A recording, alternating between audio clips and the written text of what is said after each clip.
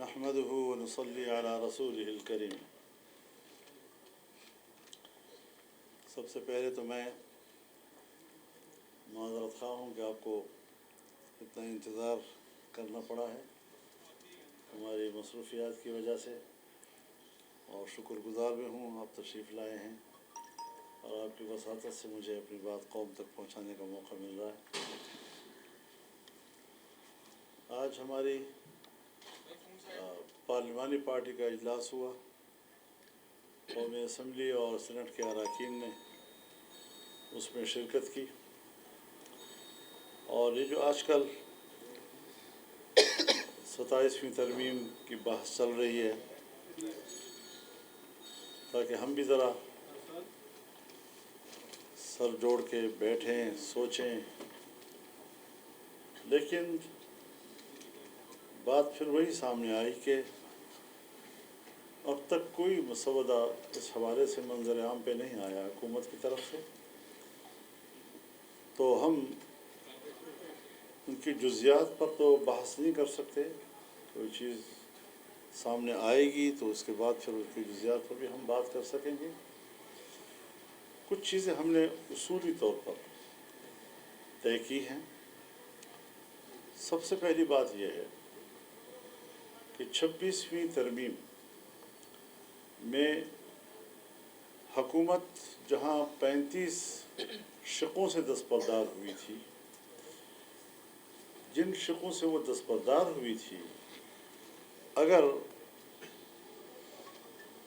उन्हीं शिकों में से कोई चीज़ 27वीं तरमीम में आकर पास की जाती है तो हम इसको पार्लियामेंट की भी तौहीन समझते हैं, इसको हम आइन की भी तौहीन समझते हैं कि कल 2/3 अक्सरियत से पार्लियामेंट ने एक फ़ैसला किया और आज खींच तान के आप पता नहीं किस तरीके से 2/3 अक्सरियत बनाने की कोशिश कर रहे हैं, और वही चीज़ें जिससे कल आप दस्तबरदार हुए थे। तो क्या ये पार्लियामेंट रबड़ स्टैंप है कि जब चाहें आप उसे जो चीज़ पास कराएं? लिहाजा उसूली तौर पर यह बात वाज़ेह है कि 26वीं तरमीम से दस्तबरदार होने वाले नुकात पर अगर दोबारा 27वीं तरमीम में कोई चीज़ लाई गई तो ये काबिल कबूल नहीं होगी। दूसरी बात यह कि 26वीं तरमीम में ये तय हुआ था कि इस्लामी नज़रियाती कौंसिल की सिफारिशात पार्लियामेंट में ले भी होंगी और उन पर डिबेट भी होगी। 1 साल गुजर गया है, न सिफारिशात पेश की गई हैं, न उस पर कोई बहस हुई है। ये उस 26वीं तरमीम पर अमल दरामद का आलम है। सूद के हवाले से जहाँ 1 जनवरी 2028 से पाकिस्तान के अंदर सूदी निज़ाम का ख़ात्मा होगा, उसके हवाले से भी कोई पेशरफ्त अभी तक नज़र नहीं आ रही है। दीनी मदारस के हवाले से रजिस्ट्रेशन का मसला कानून के ज़रिए तय हुआ था। आज मदारस की रजिस्ट्रेशन भी नहीं की जा रही है 1860 की सोसाइटी एक्ट के तहत, और मदारस के हाथ मरोड़ कर उनको मजबूर किया जा रहा है कि वज़ारत तालीम के तहत आपको रजिस्टर्ड होना होगा। ये उस कानून की भी तौहीन है, ये असम्बली की भी तौहीन है, और हुकूमत धड़ल्ले के साथ इस तौहीन की मुर्तकब हो रही है। इसके अलावा 18वीं तरमीम के तहत जो सूबों को इख्तियारात दिए गए थे, अगर उन इख्तियारात में कमी की कोशिश की गई तो जमीयत उलमा इस्लाम दिफा करेगी। हम मज़ीद सूबों को ज़्यादा बाइख्तियार बनाने की बात करते हैं। इसी तरीके से NFC अवार्ड के हवाले से भी बातें चल रही हैं। सूबों का जो हक़ है, आइन कहता है कि उस हक़ में इजाफ़ा तो किया जा सकता है, कमी नहीं की जा सकती। आज सूबों के अगर हक पे डाका डाला जाता है तो हमने उसूली फैसला यही किया है कि जमीयत उलमा इस्लाम भरपूर मुखालफत करेगी उसकी। तो ये कुछ चीज़ें हैं जो उसूली तौर पर हमने तय की हैं। मज़ीद जब कोई ड्राफ्ट सामने आएगा तो फिर उनकी जुज़ियात पर बातचीत हो सकेगी। सरजद हमने अपना मौलाना साहब ये बताइएगा कि आपने जैसे ये कहा कि आपने NFC की भी मुखालफत कर दी है, आपने उसके साथ 26वीं आईनी तरमीम में जो मंजूर हुआ उसका भी मुखालफत कर दी कि उसमें जो चीज़ें रह गई थी उनको दोबारा ना लाया जाए। लेकिन यहाँ पर एक चीज़ जो कही जा रही है 243 आर्टिकल, उसमें तरमीम, क्या ये उस वक्त 26वीं आईनी तरमीम का हिस्सा था या नहीं था? क्या आप इसकी हिमायत करेंगे या मुखालफत करेंगे? सवाल जी बिल्कुल आपने सही बात की है। हमने इसको दो हवालों से देखना है। अगर तो मुल्क के ऊपर, मुल्क की सियासत के ऊपर, आइन के ऊपर, जमहूरियत के ऊपर उसके मनफी असरात पड़ते हैं तो हमें कबूल नहीं होगा। अगर उसमें कोई इंतज़ामी किस्म की बातें हैं और सिर्फ इंतज़ामी किस्म की बातें, तो इंतज़ामी चीज़ें जो हैं वो मुल्क में चलती रहती हैं। उसके हुजूम को हम देखेंगे, उसकी शक्ल को हम देखेंगे कि वो क्या है, तब जाकर हम उस पर बेहद 243 आर्टिकल में जो मतलब की तरमीम की बातें हो रही है, क्या इसके साथ खैबर पख्तूनख्वा या बलूचिस्तान या मुल्क भर में जो मसाइल है वो ठीक हो जाएंगे? और दूसरा ये है कि आपके बेटे को जब यारत पे रोका गया तो उसके बाद से आपने जिस तरह रिएक्शन दिखाया और अभी जिस तरह के उलमा या लोग या आपके कारकुन टारगेट हो रहे हैं, उस तरह का रिएक्शन आप नहीं दिखा रहे हैं, क्या वजह है? देखिए, मैंने तो उस वक्त भी कोई रिएक्शन नहीं दिखाया। आपने कौन सी मेरे रिएक्शन देखे? कोई जुलूस, कोई जलसा, कोई एहतजाज, कोई धरना, कुछ भी नहीं दिखाया, क्योंकि मैं अपने मुल्क के तमाम बच्चों को असजद के बराबर समझता हूँ। जो मेरे सामने वो शहीद हो रहे हैं, उनका खून बह रहा है, वो भी हमारे ही बच्चे हैं। और मैं सिर्फ अपने बेटे के लिए तो एहतजाज करूँ, उस पर रद्द-ए-अमल दूँ, और बाकियों के बारे में तो ऐसी कोई बात खुदा न करे कि ऐसा हो। हम बड़े संजीदा लोग हैं और हमें हमारे सामने हर बच्चे का खून अपने औलाद का 243 आर्टिकल पर मैंने जवाब दे दिया है, तफसील से दे दिया है। उम्मीद है कि ये सब कुछ उसके बाद ठीक हो जाएगा अगर इसमें तरमीम हो जाती है। ठीक तो कुछ भी नहीं हो रहा।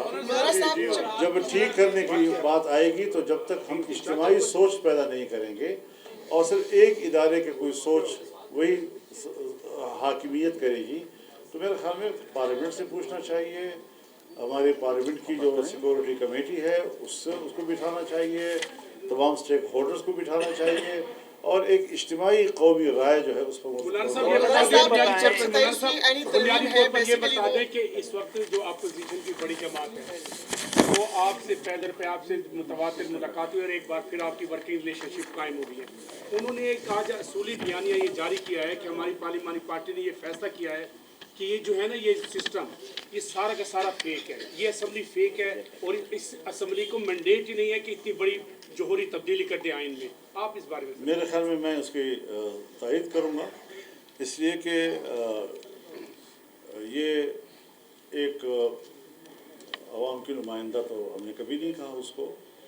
और 26वीं तरमीम के दौरान तमाम पार्लियामेंट जो है वो बाहमी तौर पर राब्ते में था और उसी राब्ते ने ये कमाल दिखाया कि हमने हुक्मरान को एक ड्राफ्ट के 35 दफ़ात से दस्तबरदार किया और बहुत से हमने अपनी मर्ज़ी की चीज़ें जो डाली वो कबूल हुई। लेकिन अब वो प्रैक्टिस दोबारा तो ऐसी असम्बली ना करे कि जो जिस पर एतराज़ात हैं और जो अवाम की नुमाइंदगी के हवाले से वो उस पर क्वेश्चंस हैं। आपने 26वीं आईनी तरमीम में वोट दिया और 26वीं आईनी तरमीम में ही एक्सटेंशन की बात आई और टेन्योर 5 साल हुआ। एक तो ये कि एक बात ये हो रही है कि सुप्रीम कमांडर जो है उसका जो ताकत है या जो अथॉरिटी है वो सदर मुमलिकत से कहीं और शिफ्ट हो रही है, एक।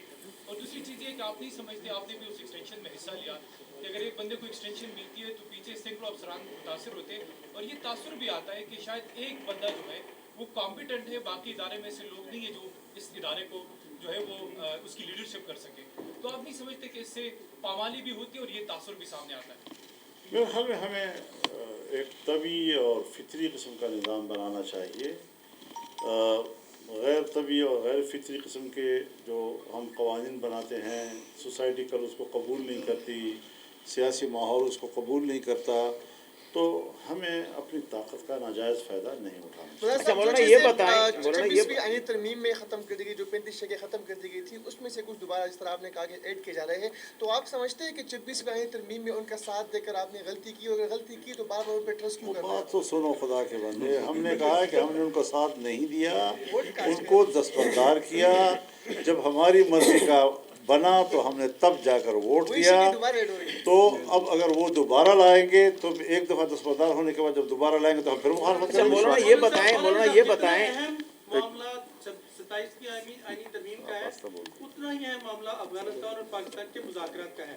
آپ اثر رکھتے ہیں افغانستان کے حوالے سے بھی، کیا آپ کو اعتماد میں لیا جا رہا ہے؟ مذاکرات آج پھر ہو رہے ہیں اور گرانٹر جو ہیں 2 ایسے ملک ہیں، کیا ان سے رابطہ ہوا آپ کا؟ یہ حکومت کا کیا کردار ہوگا آپ کا؟ نہیں، میرا اس وقت کوئی رابطہ نہیں ہے، لیکن میں منتظر ہوں ایک اچھی خبر کا کہ مذاکرات کامیاب ہوں۔ ہماری دعائیں ہیں، ہم 2 پڑوسی ملک ہیں اور باہمی طور پر ہمارے بہتر تعلقات ہی ہمارے استحکام کا ذریعہ بن سکتے ہیں۔ مولانا یہ بتائیں کہ 27ویں ترمیم آج سینٹ میں لانے کے لیے تیاریاں کی جا رہی تھی، نہیں لائی جا سکی۔